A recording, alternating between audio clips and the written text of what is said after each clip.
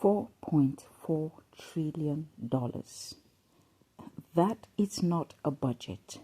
That is not a market cap. That is not someone's net worth. That is the economic value that generative artificial intelligence is projected to add to the global economy every single year. $4.4 trillion US dollars annually. $4.4 US dollars annually. So to put that into perspective, that is nearly the size of the entire GDP of the economy of Germany. That is nearly the size of the economy of Germany, generated not by a country, not by a generation of workers, but by a technology stack that most companies haven't even figured out how to deploy yet. Now, here is the question I want you to sit with for the next 34 minutes or 30 minutes that we would be on this episode. The 4.4 trillion will be created. The question is, who captures it? Your company, your workers, your country, or someone else? Because if you don't have a deliberate strategy to answer that question right now, the default answer is already being written for you, and you won't like it. Welcome to the Clarity Mandate. I am Dr. Vivian Atud, and today we don't just talk about generative artificial intelligence. Today we think like economists, and we build a playbook. The Clarity Mandate is the podcast for leaders who are done consuming information and ready to make decisions. I am an economist, a global policy strategist, and a keynote speaker. And for over 20 years, I have sat in rooms where these conversations happen. Whether you are looking at rooms on the African continent with continental leaders, you're looking at private sector rooms with board members and other global institutions. So this podcast exists because the world doesn't need more information. It needs better thinking. And better thinking requires clarity. The kind that cuts through the noise, anchors in data, and ends with a mandate, something you can actually do. So in every episode, we end it the same way. I give you your mandate, not a suggestion, not a thought to journal about, a directive.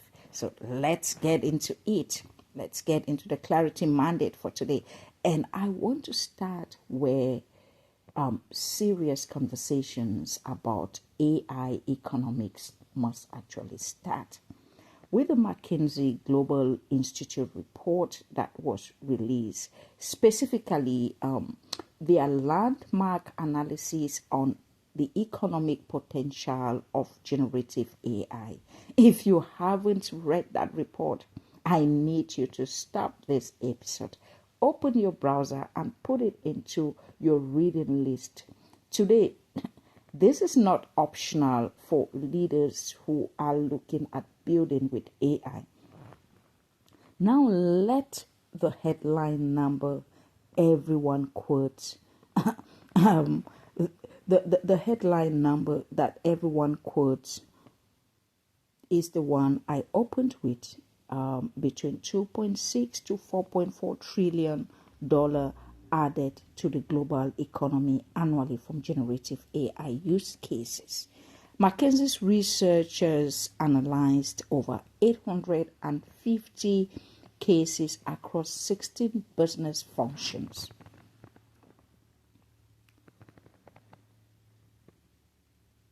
But here's what most people miss, and this is where the clarity lives. When you look past the headlines into the methodology, the McKinsey report tells us something far more urgent. Generative AI doesn't distribute its value evenly. It doesn't lift all boats. It concentrates it. 75%, that is 3/4 of the total projected value from generative AI, is concentrated in just 4 business domains: customer operations, marketing and sales, software engineering, and research and development. 4 domains out of hundreds of business domains capture 75% of every generative AI dollar that is created. So if your strategy doesn't center around those 4 domains, you are building around the margins of the AI economy, not its core. But wait, there is more beneath the surface, because layered on top of those 4 sector concentrations is an even more alarming projection. McKinsey estimates that generative AI combined with broader automation could change the nature of work for up to 60 to 75% of all work activities today. Not just job activities. We're looking at tasks. We're looking at the things that people do hour by hour. 60 to 70% share of current work activities subject to automation. Now, whether this means displacement or augmentation, that is the trillion-dollar debate. And we are going to have that debate today with the rigor that it really deserves. But before I give you the 4 domains and the 3 players, I need you to understand something that no LinkedIn post would ever explain to you correctly. Something economists have known since 1987, something we call the productivity paradox. Let that sink. The productivity paradox. So in 1987, Robert Solow, who is a Nobel Prize winning economist, one of the greatest economic minds of the 20th century, made an observation that stopped the world of economics cold. Computers were everywhere. The personal computing revolution was in full swing. IBM, Apple, every company was digitizing. Productivity growth should have been exploding. The data said otherwise.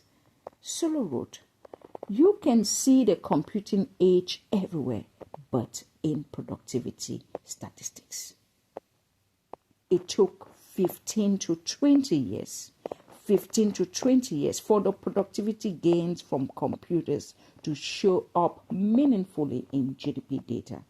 Not because the technology was bad, but because deployment, adaptation, organizational redesign, and skill acquisition takes time, enormous time, and enormous intention. The internet wave was similar. The internet was commercialized in the early 90s. Most economists would tell you its full macroeconomic productivity impact didn't materialize until the late 90s and the early 2000s, a decade at minimum.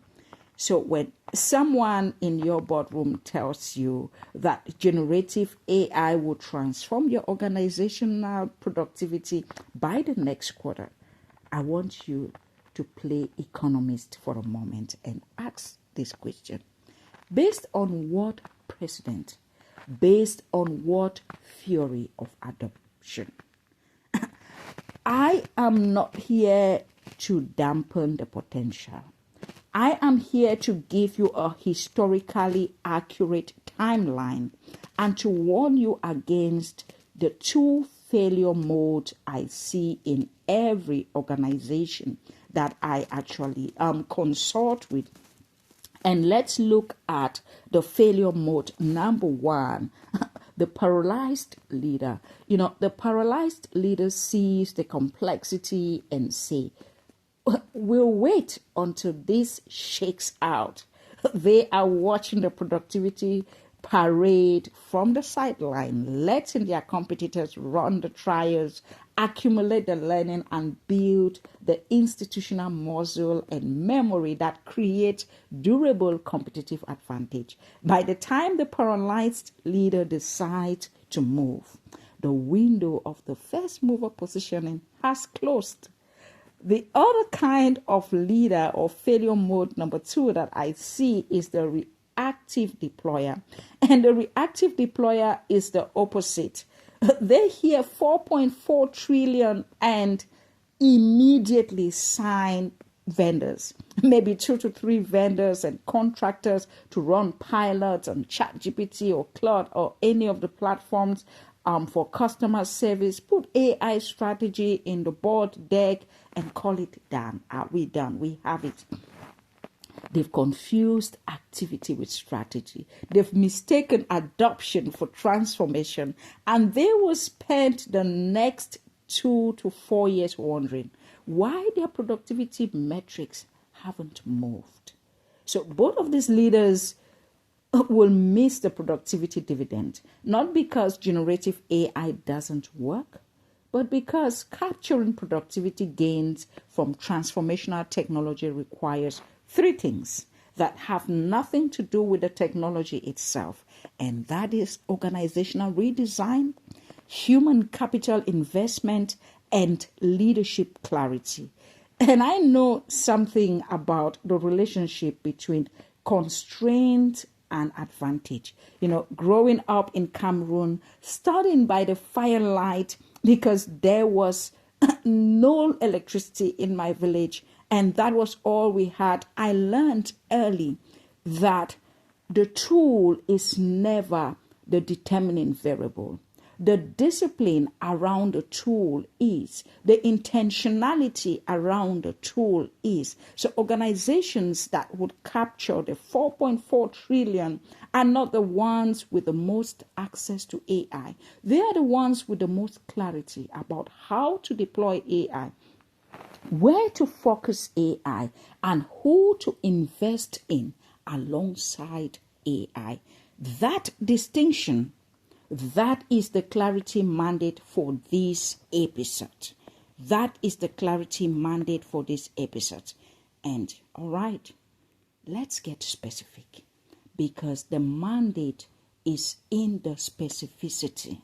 McKinsey actually identified 4 business domains that would collectively capture approximately 75% of the total economic value created by generative AI. These are not speculative.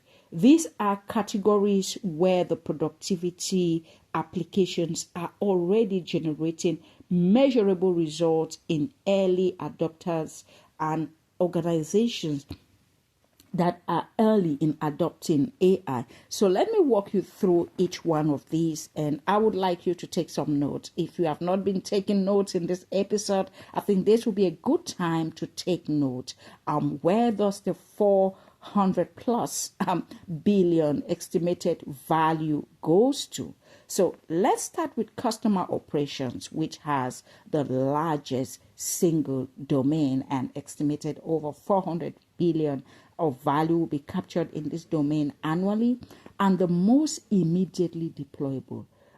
Think AI assisted live agent support. Think of automated resolution of Taiwan inquiries in your organization. Think of intelligent triage routing. Think of real-time sentiment analysis. Think of personalized service at scale.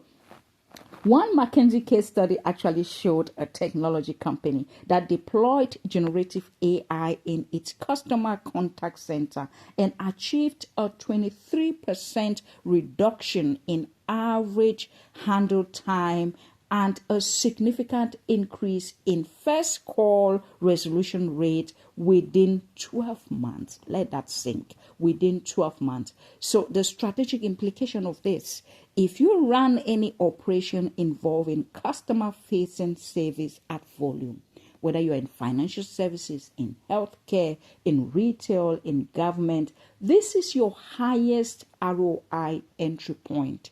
Not because it's easy, because the use case is bounded. The data exists and the measurement framework is clear. You want to start where there is clarity.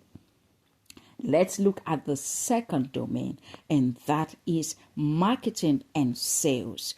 The second domain, marketing and sales. And that is where I see the most opportunity misread. So leaders think AI in marketing. It means generating more social media content. That is the most expensive possible way to waste your AI budget. I repeat, that is the most expensive possible way to waste your AI budget. The real opportunity is in the hyper personalization at enterprise scale. So think about this. A sales team of 50 people can now produce the equivalent of individually tailored outreach for 10,000 prospects, dynamically informed by behavioral data, industry signals, and purchase intent in the time it used to take to write 50 generic emails. The productivity leverage is not in the content, it is in the precision. So the CMO or the CCO who understands the distinction will capture the market share. The one who doesn't will budget and call AI overhype. AI overhype. And you don't want to be in the AI overhype sector or group of CTOs. If you lead a technology company, a fintech, a healthcare platform, a logistics firm with a significant technology function, this domain is existential for you. AI-assisted code generation, debugging, documentation, and architecture review is showing productivity improvement of up to 45% for software engineers in McKinsey's research, 45%. But here's the leadership imperative that most CTOs missed. The productivity gain is not automatic. Engineers who know how to effectively prompt, how to effectively review and integrate AI-generated code dramatically outperform those who don't. So you cannot buy maybe a GitHub, a Copilot license and call it a day. You must invest in the human capability to work alongside the tool. This is the solo lesson applied to your tech team. Let's look at the fourth domain, and that is the most interesting one, research and development. Research and development. And I will argue that this is where the longest term, the highest magnitude value is concentrated. Think about drug discovery, material science, climate technology, advanced manufacturing, financial models, policy simulations. Generative AI is compressing research cycles that used to take decades into years, years into months. DeepMind's AlphaFold protein structure predictions, which would have taken years of laboratory work, produced results in hours. That is not a productivity improvement. That is a category redefinition. The leaders in R&D intensive industries who are not yet asking, where does AI compress our discovery timelines, are ceding scientific and economic grounds that they may never recover. These four domains, remember them: consumer operations or customer operations, marketing and sales, software engineering, and research and development. Your strategic investment thesis for AI must start with these four domains. And I repeat, customer operations, marketing and sales, software engineering, and research and development. Research and development, for me, that is the biggest long-term gain for AI implementation. So now I want to zoom out, because this 4.4 trillion question is not just a corporate strategy question. It's a geopolitical question. It's also a labor economics question. And it's a question about the architecture of global prosperity for the next 30 years plus. There are 3 players in the race to capture the generative AI productivity dividend, and each of them face fundamentally different challenges. So let me introduce these 3 players. Player number 1, and the first player, is the corporate capital. Companies, enterprises, the firm that deploy AI at scale and extracts the productivity surplus as margins improvement. For this player, the risk is strategic complacency.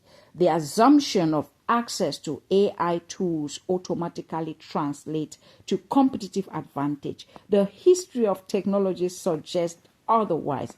The firm that won in the internet era were not the ones who put up the most websites in 1996, for example. They were the ones who fundamentally restructured their business models around what the internet made possible. Think about Amazon. It didn't just put books online. It rebuilt logistics. It rebuilt warehousing and fulfillment and cloud infrastructure. The AI analogy of Amazon is the firm that asks a question like, if AI makes intelligence abundant, what becomes of our actual differentiator? How do we differentiate ourselves in the market in the AI era? The firm that wins the AI decade will be the ones that use AI to do things previously impossible, not just the things that they already do, but doing them faster. So let's look at the second player, and that is labor. Workers, the humans whose work activity overlap most significantly with AI capabilities. And here is the history. And when you look at the history about this, it is sobering and requires honest engagement. When the Industrial Revolution automated physical labor, for example, economists promised productivity gains would eventually raise wages and improve living standards. They were right, eventually. The problem is it took approximately 50 years for real wages to rise meaningfully in the industrializing Britain. 50 years is not an acceptable lag for the generation of workers that are being displaced in the near term. The labor question in the AI economy is not, will jobs disappear? The more precise question is, which workers in which geographies, in which industries will bear the transition cost while the productivity dividend accrues to capital first?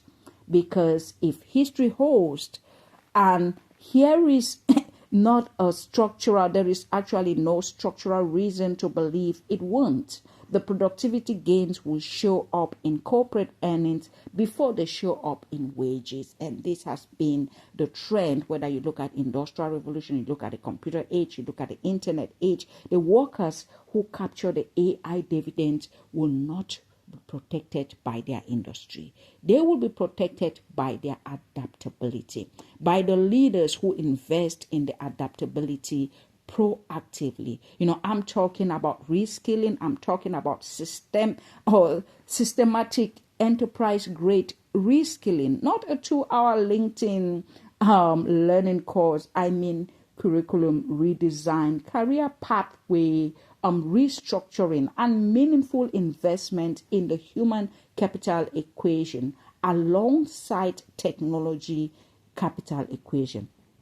Let's look at the third player, and this is another important one. The third player in this equation is the one most under-discussed in boardrooms and over-discussed in political theater without substance, and that is who? Nations. The concentration of AI capability, and I have talked a lot about this, whether you're looking at compute infrastructure, the frontier, the model development, the training, data access, the talent pool is deeply geographic. Today, the United States and China holds the dominant position in foundational AI infrastructure. The EU is running a regulatory strategy that may preserve consumer trust but risk ceding first mover economic advantage. And when we look at the global south, talk of Africa, Southeast Asia, Latin America, these parts of the world is largely watching the economic inflection point from outside, with insufficient compute infrastructure, insufficient capital, insufficient policy architect to participate as beneficiaries rather than consumers of the AI economy. So I want to speak plainly here because this is the part of the conversation that most technology podcasts skip. If the 4.4 trillion in generative AI value accrues primarily to nations and corporates that already hold technological and financial power, we will have used the most transformational technology in human history to deepen the most consequential economic inequalities on the planet. And I want to emphasize this. This is not inevitable, but it requires policy intentionality if we want to investment in strategy and leadership clarity at every level to prevent amplifying inequality. So the question of who captures the AI dividend is ultimately a question of who holds power. And that question deserves more than a slide in a board deck. We've covered a lot of ground. So let me bring this home. You came into this episode knowing that generative AI is a big deal. You live with something more valuable than a number. You live with a framework. And now I'm going to give you your mandate, because this is the clarity mandate and we don't live without a mandate. Your mandate comes in 4 parts, and I want you to write this down. I want you to grab your pen, your paper, your jotter, your recorder, and have this down. Before your next leadership meeting, map your organizational current AI potential exposure against the 4 McKinsey domains. So think about customer operations, think about marketing and sales, software engineering, and R&D. Where do you have the most activity? Where do you have the most undeployed potential? That gap between your current activity and your domain exposure is your AI strategy entry point. Not a vendor's pitch, not a competitor's announcement, your actual operational topography. So remember what Solo said. Remember the 52 years lack. Now reverse engineer it. If the full potential or productivity dividend of generative AI is going to materialize between 2030 and 2035, that is a credible range. So what capabilities does your organization need to build by 2027 to be positioned to capture it? Build your AI roadmap backward from that destination, not forward from today's hype cycle. The leaders who plan the destination would outcompete the leaders who react to the moment. So the firms that will capture the productivity dividends are not the ones that replace humans' capital most aggressively.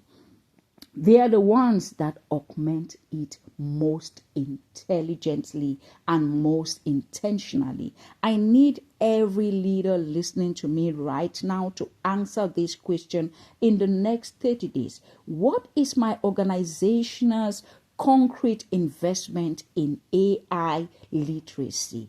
AI adjacent skill and AI human collaboration capability for the people we currently employ, not a vendor's training module. A strategic human capital investment tied to your AI deployment roadmap. If you don't have an answer, your competitors are already writing the answer for you, and their answer involves your talent because they are recruiting your talent. This is the mandate that goes beyond the quarterly earnings call.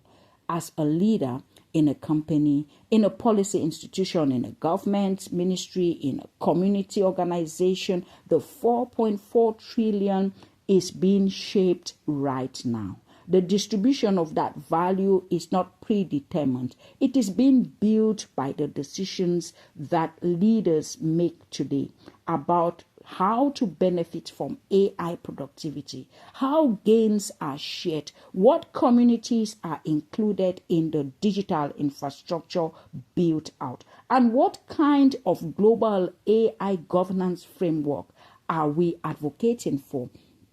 You have a seat at the table. Use it with intention. Use it with clarity. I grew up studying by the Firelight in Cameroon. We didn't have reliable electricity. We had kerosene lamps and a fierce belief that the light we had was enough to build something extraordinary. Generative AI is a form of light, a new, extraordinary, unprecedented kind of light. The question, just as it was for me sitting on the floor in a small village house in Cameroon, is never about the light. It's always about what you choose to build while the light is on. So the 4.4 trillion will be built. The only question is whether it is built by the people and organizations who understood what was happening in the time to shape it, or by those who will figure it out too late. You don't want to be too late. That's your mandate for today. Audit your domain, build your timeline, invest in your people, decide whose prosperity you are building, and bring the full weight of your leadership to the most consequential economic transformation of our lifetime. So as we begin to close out, if this episode added value to your thinking, I have one request. Share it with one person in your network who is navigating their AI strategy right now. Not 10 people, one person. The one who needs that conversation most. I encourage you to subscribe to the Clarity Mandate podcast on Apple, on Spotify, or wherever you listen to your podcast. Leave us a review because guess what? Those 5 stars are the fuel for this mission. And visit theclaritymandate.com where you'll find episodes, you'll find resources, you'll find frameworks, and full research behind everything that we discuss on this platform. And you cannot leave. If you want to connect with me, visit theclaritymandate.com, visit drvivianatud.com. And if you are looking to bring this conversation into your organization as a keynote, a leadership workshop, or a strategic advisory engagement, reach out to sales at theclaritymandate.com, and I'll be honored to work with your team. This is the Clarity Mandate, and I will see you in the next episode.